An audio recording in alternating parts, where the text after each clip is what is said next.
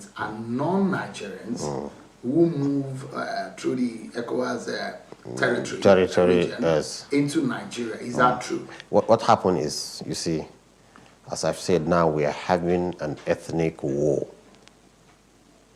The Fulani nomadic feels his existence is threatened. So what they do is, when they have a war, they call other Fulanis from other countries, irrespective of where they are. Fulani is Fulani. They go to defend their kinsmen. Then disperse. Each one goes back to Soroga. So that's why they what do you call it? They transit the borders just for an operation and go back. But if there is elements are non-Nigerians who move through the ECOWAS territory region, yes, into Nigeria, is that true? What happened is, you see, as I've said, now we are having an ethnic war. The Fulani nomadic feels his existence is threatened. So what they do is, when they have a war, they call other Fulanis from other countries, irrespective of where they are. Fulani is Fulani. They go to defend their kinsmen. Then disperse. Each one goes back to Soroga. So that's why they what do you call it? They transit the borders just for an operation and go back.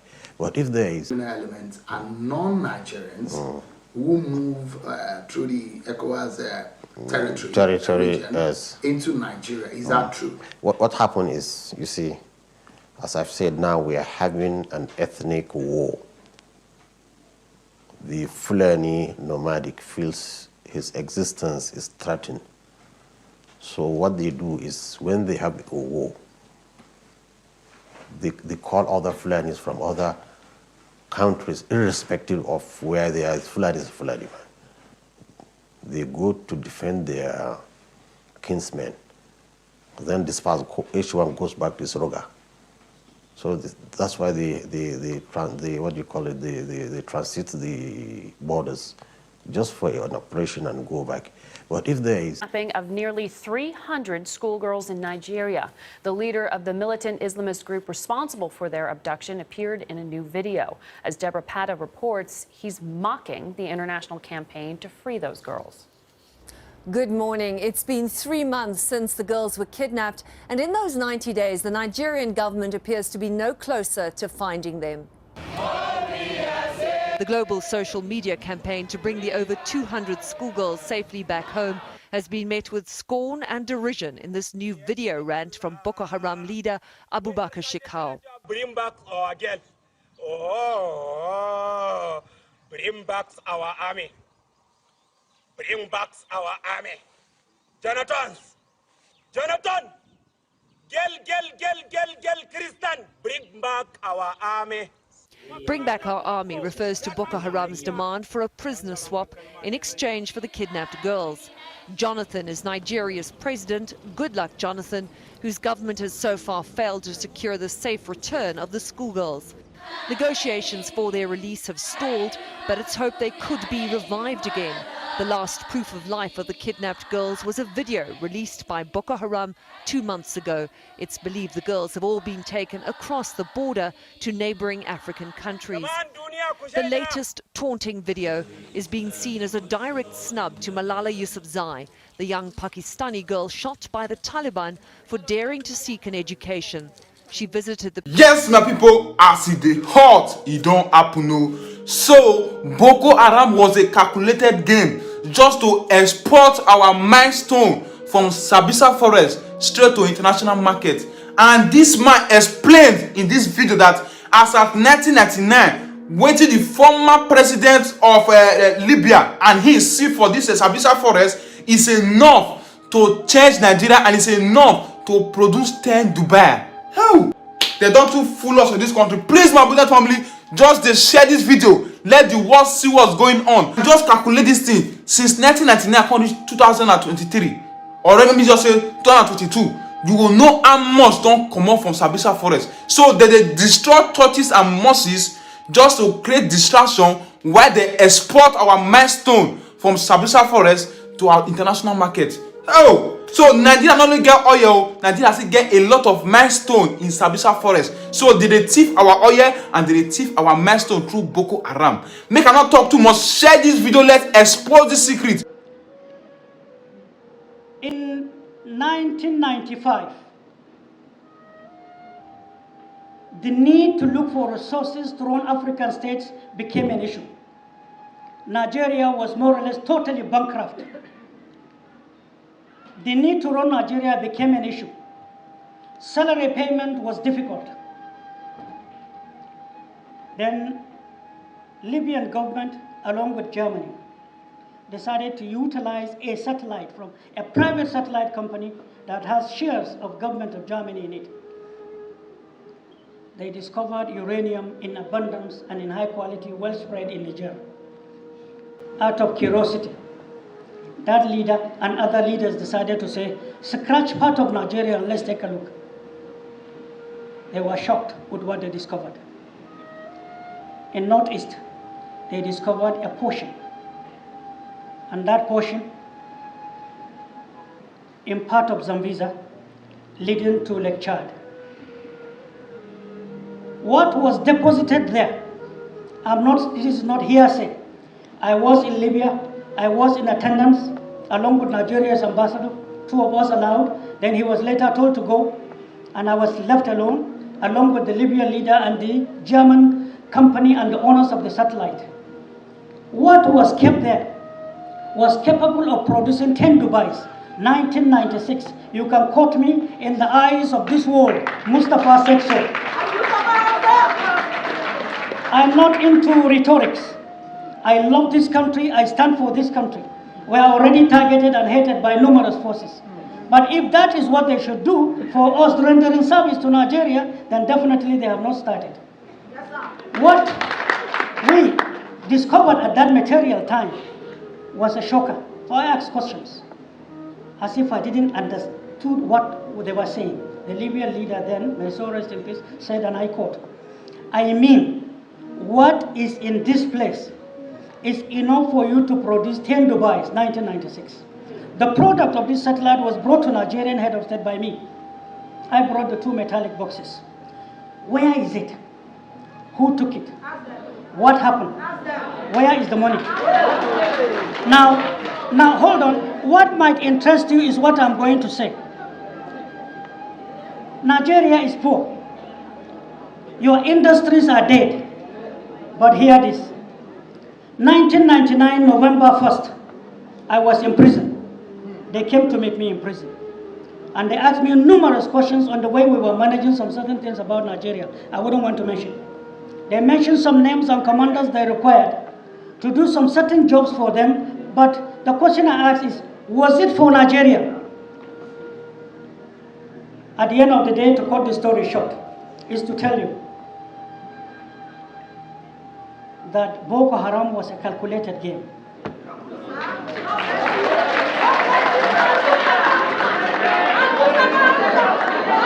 No, I'm begging you, see, I want us to listen with patriotism as Nigerians, because when hopelessness confronts a person who is thirsty, unknown to him he is standing on an oasis, he is dying of thirsty, he is looking for water and busy praying, but the senses to dig the water and then come back alive is the problem of Nigeria. You are rich, you have it, you are scavenging for it. Most unfortunately. Now, from that time till now is 23 years. People might not tell you this, I am telling you. I'm ready to be accused, abused, it doesn't matter. I am here. Precious stone has been what they have been taken. Boko Haram were our sons and daughters given a wrong indoctrination. Taking opium from Afghanistan, the hashish in the world, mixing some wood, a certain chemical. When they dip a date in it, and then after 4 hours, whosoever takes it becomes a robot. You are totally robotic, you will respond to orders, you will not feel pain, you will not think, you will not reason. They kill numerous soldiers, many widows in barracks, many orphans littered all over. many refugees scattered around Nigeria. Is labor aware? Keep that aside. The social ills created for Nigeria and Nigerians. What you may ask yourself is, how much of this real stone have they taken in 23 years? What has it contributed to Nigeria's growth? Did they build one single textile with the money? Who are the Nigerians collabing with their external factors? When did it start and how many gyms work with them? Can you even quantify the number of officers, soldiers killed, traditional rulers? Can you quantify the friction created between Muslims and Christians? When a bomb is lodged in a church, they will quickly write in the paper the next day, it was Mosque A that did it, and vice versa. They bomb the mosque and blame the church. It's not true. It's a game. So that when you fight yourself, when confusion keeps you aside, they are busy taking what you have. But you sit down, you see, you sit down and look at newspapers and you believe in it. No, there are numerous respected journalists who are highly patriotic, who are highly respected. There are many of them I can fight for with my blood. But they are poor. They are professionals. They don't have money. They have to write what they are told to write. They need job. Who is fighting for them? Keep that aside.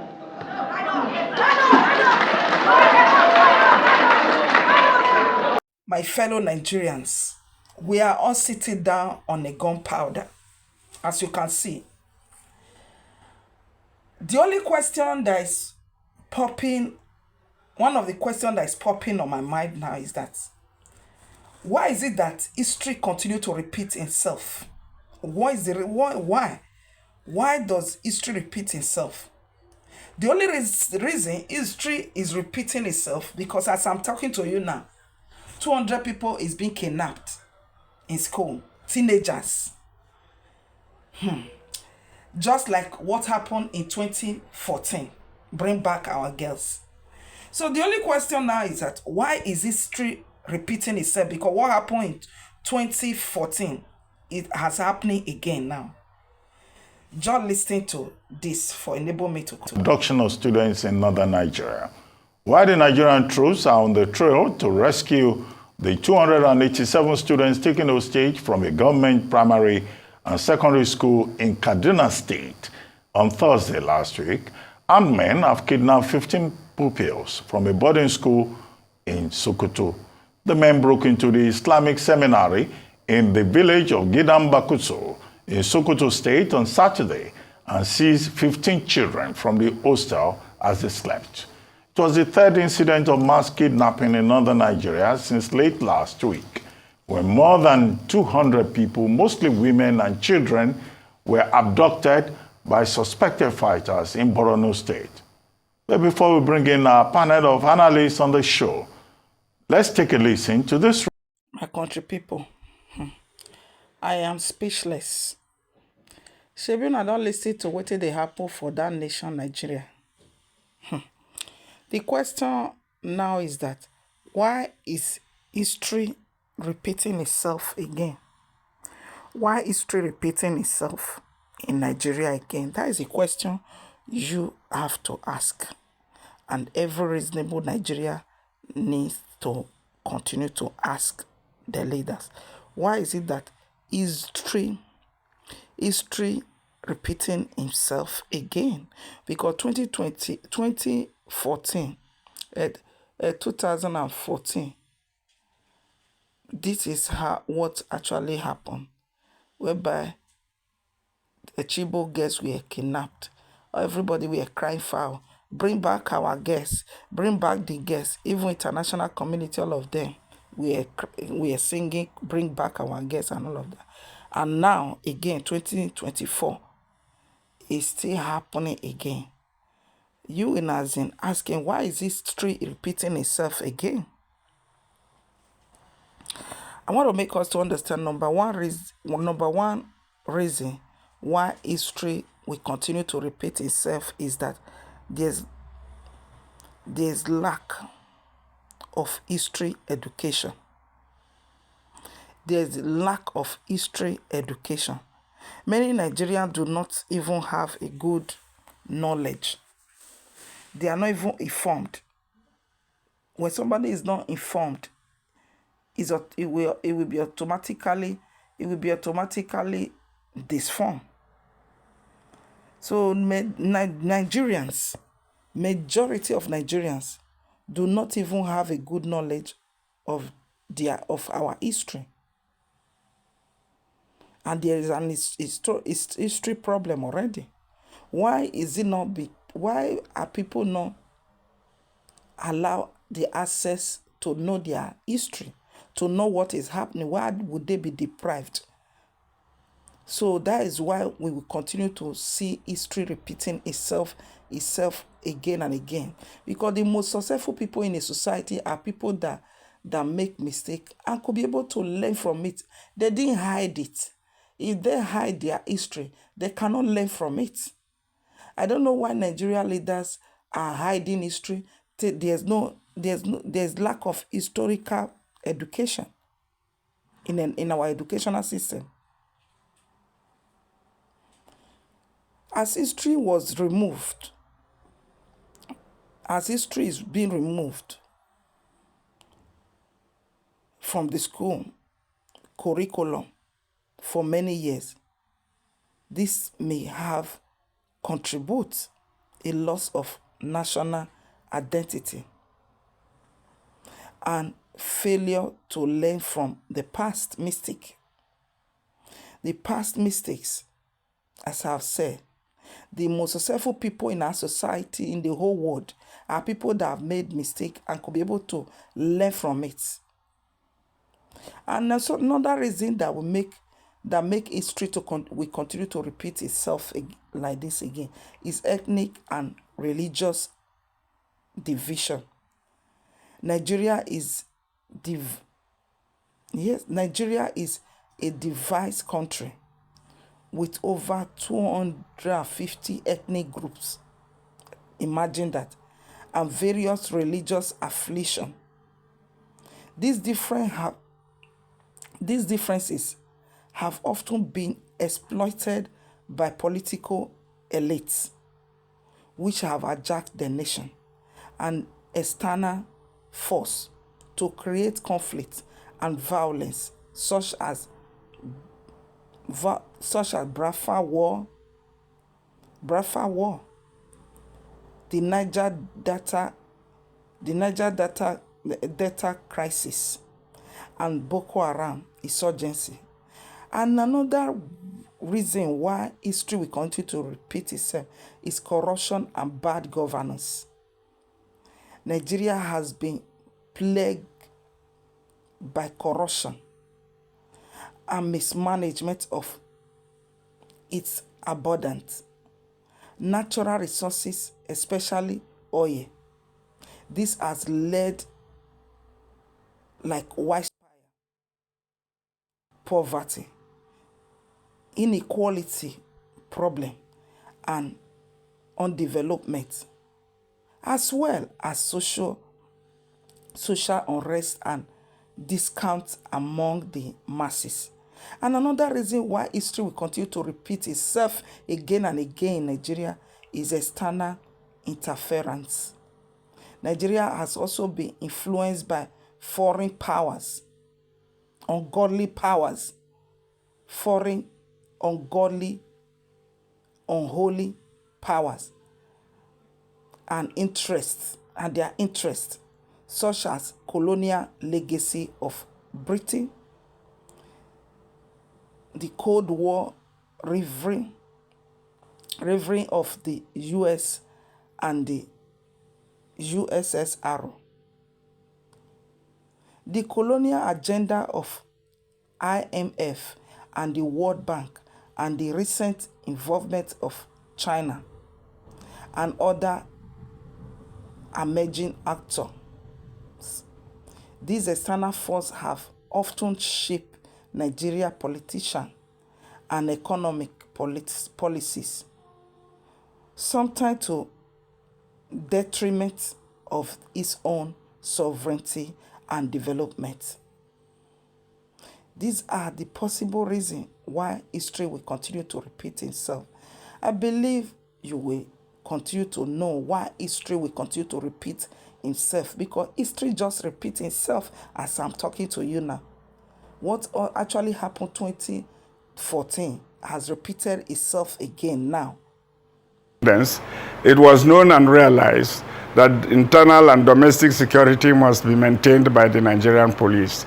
They were very well equipped or being trained, including sending the MOPOLs to troubled areas like Malaya in those days. And I think what we have now is that there's no